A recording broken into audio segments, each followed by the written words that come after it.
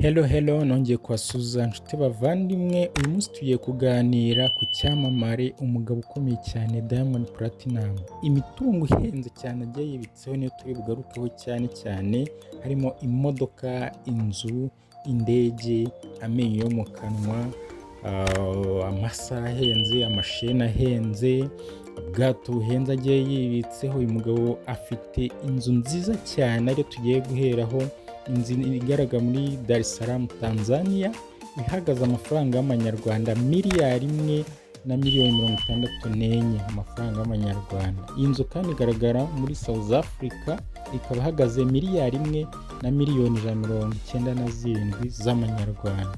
Iyi nayo igaragara muri Nairobi Kenya, ihagaze miliyoni 758. Si ibyo byonyine, umugabo Diamond ahagaze private jet igezweho kandi ihenze, yagiye yibikaho ibikorwa bigiye bihenze cyane. Private jet yabashije kuyigura miliyari 1,650,000. Si ibyo byonyine, afite Rolls nziza cyane igezweho muri iyi minsi. Iyi Rolls yahagaze miliyoni 445 amafaranga y'amanyarwanda. Afite kandi Escalade Black Edition. Iyi nayo ni imodoka muri zimwe zihenze kuri isi ya rurema, kuko ihagaze miliyoni 116 mu manyarwanda. Akagira kandi iyo bita Toyota Land Cruiser V8. Iyi V8 akaba yarayiguze miliyoni 105 mu mafaranga y'amanyarwanda. Ahagaze kandi BMW. Iyi BMW ihagaze miliyoni 122 mu mafaranga y'amanyarwanda. Akagira Toyota TX-L. TX-L ikaba ihagaze miliyoni 98 mu mafaranga y'amanyarwanda.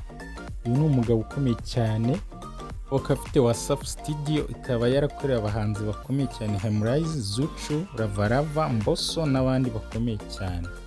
Akaba afite WhatsApp bet, imwe mu mikino y'amahirwe abasha gukoreraho amafaranga. Benshi barayikunda cyane muri iyi minsi. Iyi mikino y'amahirwe imwinjiza akayabo. Kandi afite Rolex Bling yahagaze miliyoni 34 z'amafaranga y'amanyarwanda.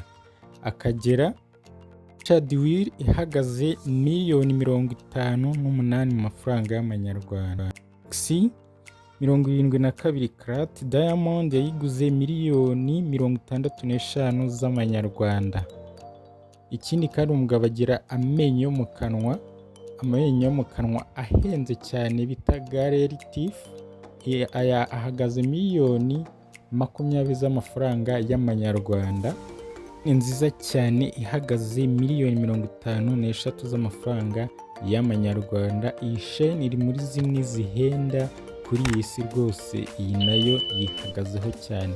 Uyu mugabo ni igitangaza, ku benshi baramwemera kandi bazi neza ko ari umugabo umaze kuba yihagazeho.